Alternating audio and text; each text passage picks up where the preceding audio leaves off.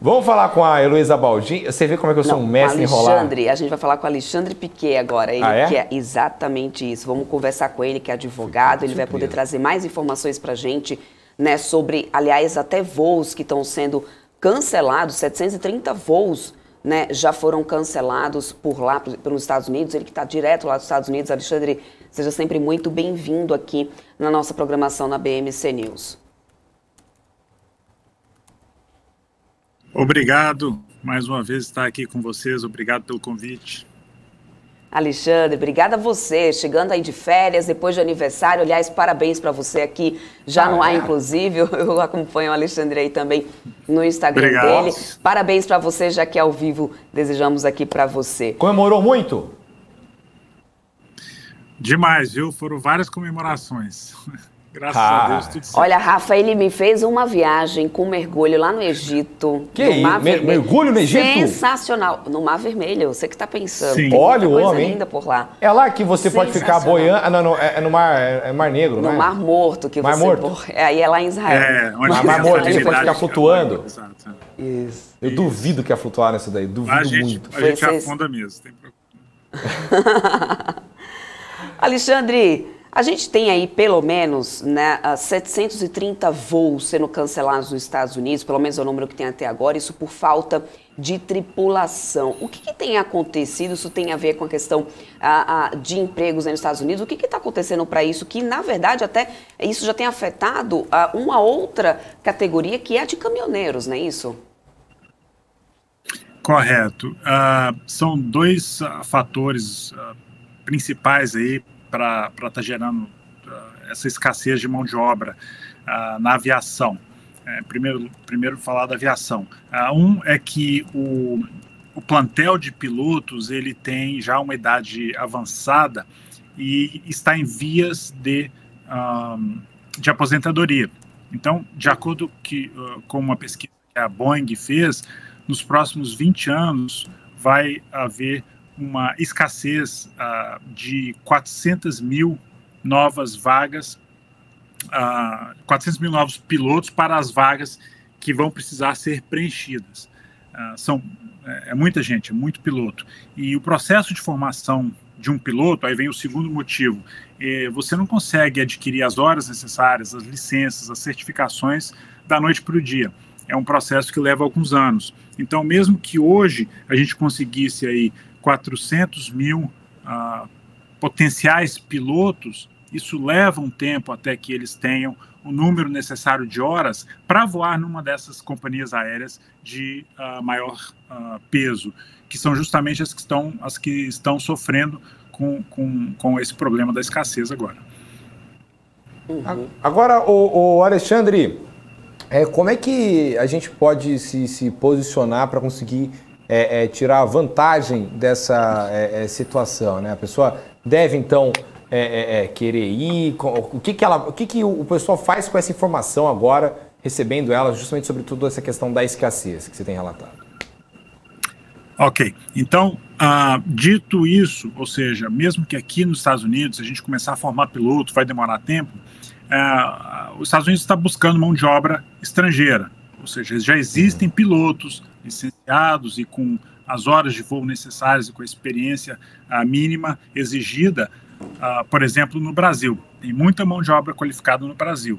Óbvio que ele precisa fazer a sua certificação aqui nos Estados Unidos, mas existem caminhos específicos para esse tipo para essa profissão especificamente, como o EB-2NW, que é um visto de habilidades excepcionais por interesse nacional.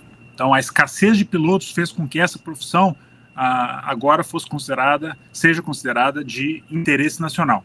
Então, a formação técnica necessária para ser um piloto de avião, ela é uma formação que é considerada de habilidades excepcionais. Juntando as duas coisas, você tem o melhor dos mundos, que é um processo que te leva à residência permanente, ou seja, o Green Card para você e para toda a sua família. Então, estou falando especificamente com aquele piloto que tem aí pelo menos 2.500 horas, o piloto da aviação comercial e que deseja vir para os Estados Unidos. Somente com o início do processo de certificação aqui. Você não precisa ter a carteira do FAA no momento em que começa o trâmite de um processo dessa natureza. Mas demonstrando toda a sua experiência pregressa no Brasil, você já consegue se qualificar para um Green Card, para então concluir, né, a sua validação aqui nos Estados Unidos e aí poder pleitear ou aplicar para um trabalho em uma dessas companhias. E o mesmo caso é hoje o dos caminhoneiros. Existe escassez de mão de obra para motorista de caminhão, existem vagas para motorista de caminhão aqui que pagam acima de 6 dígitos, ou seja, acima de $100 mil anuais, porque existe, da mesma forma, um plantel de motoristas que está se aposentando, uma geração nova que não quer entrar nessa profissão, por N motivos, a geração mais nova está caindo mais para o lado de tecnologia, e aí criou-se esse gap. E muita gente qualificada fora dos Estados Unidos. Então, para você dirigir um caminhão, você precisa de uma validação de uma carteira específica, não chega ao nível de habilidades excepcionais para um visto EB2NW, não é o caminho para o motorista de caminhão, porém, para esta profissão específica, você tem um outro caminho, que são os vistos H2, onde você tem que ter uma empresa americana que está disposta a contratar o estrangeiro para vir, então, trabalhar como motorista de caminhão aqui nos Estados Unidos. É um visto temporário, é um visto que a gente chama não imigrante, ou seja, ele não vai diretamente para o Green Card, a residência permanente, mas que dá direito a esse motorista a trabalhar para a empresa americana que está precisando desse tipo de mão de obra. São dois caminhos diferentes, ou seja, o caminho dos pilotos já é o caminho direto para o Green Card por habilidades excepcionais. O caminho para os motoristas de caminhão já é um caminho para um visto temporário não imigrante, H2, que é um visto específico para esse tipo de atividade. Ambos estão em escassez e ambos estão tendo uma grande procura para cargos, inclusive, muito bem remunerados aqui nos Estados Unidos. Esse visto não remunerado que você explicou, ele também dá direito, porque dos pilotos já vai diretamente ali para o Green Card, mas no caso do outro, dos caminhoneiros, também dá direito de levar a família, de alguma forma, ou não? E mais, existem aqueles, que eu lembro que da última vez que a gente conversou, né, Alexandre, aqueles Green Cards que vão estar disponíveis até setembro, se não me engano, que você falou, que existe uma leva, né, que vai estar disponível devido a esse período da pandemia, em que ficou muito tempo sem emitir Green Cards. Poderia depois essa categoria ali de caminhoneiros conseguir dar entrada nesse processo? Só lembrando, ele não é não remunerado, ele é não imigrante. Porém, não imigrante, ele é desculpa, não imigrante, isso. Tá. Não imigrante, ok. Então, esse visto não imigrante remunerado, ele é um visto que ele dá direito aos dependentes do beneficiário principal virem para os Estados Unidos, junto com, ou seja, o marido ou a esposa e filhos menores de 21, eles podem vir com uma categoria de dependentes. Eventualmente, essa família pode chegar à residência permanente através de algum outro processo disponível, não necessariamente através deste visto, ou seja, esse visto é um visto que a gente chama visto não imigrante temporário, onde ele tem início, meio e fim. Tá?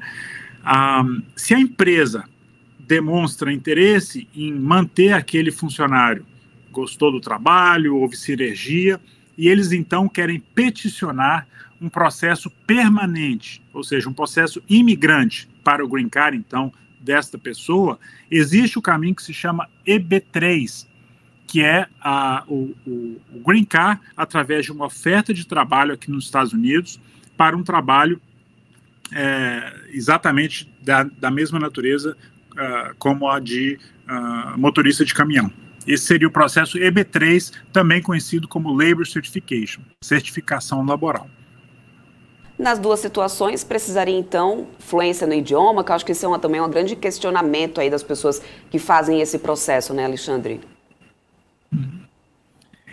A gente diz que para efeito da imigração, não é necessária a fluência no idioma. Por quê? Porque não necessariamente aquela função que você vai exercer vai exigir que você tenha a fluência no inglês. De repente, você não vai precisar utilizar aquilo.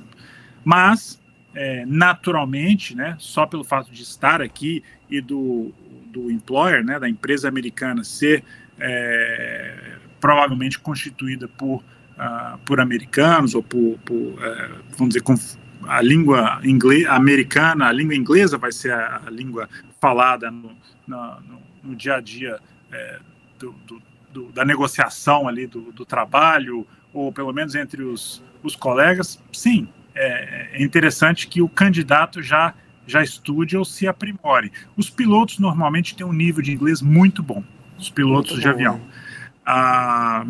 No caso dos motoristas de caminhão, se não há fluência, não é um pré-requisito. É ideal que exista uma fluência mínima até para chegar aqui no país. Mas não é um requerimento para o visto. Perfeito, então. Muito obrigada, viu, Alexandre? Obrigada pelos esclarecimentos. Aliás, sempre que tiver qualquer novidade do gênero, já pode nos chamar aqui, porque isso é muito importante para o movimento. Significa que também existe uma tendência de movimentação da economia americana. Isso, claro, é importante, né, para que a gente traga aqui para o pessoal. Muito obrigada mesmo. Até uma próxima. E quando for viajar de novo para o Egito e tiver uma passagem sobrando, pode mandar para mim também. Tá bom? Forte abraço. Perfeito. Tira a carteirinha Eu quero de dicas que a gente pode fazer a próxima. É isso aí. Eu quero dicas sobre isso, de como tirar essa... Tá na minha meta, hein? Tá na minha meta, Alexandre. Vou tirar. Eu tive em Fernando de Noronha, mergulhando por lá. Também vou querer tirar essa carteirinha. É maravilhoso. É mesmo. Pode procurar. Vai em qualquer provedor aí, local, que vocês não vão se arrepender. Obrigada, viu, Alexandre? Até mais. Valeu. Tchau, tchau. Tchau, um abraço.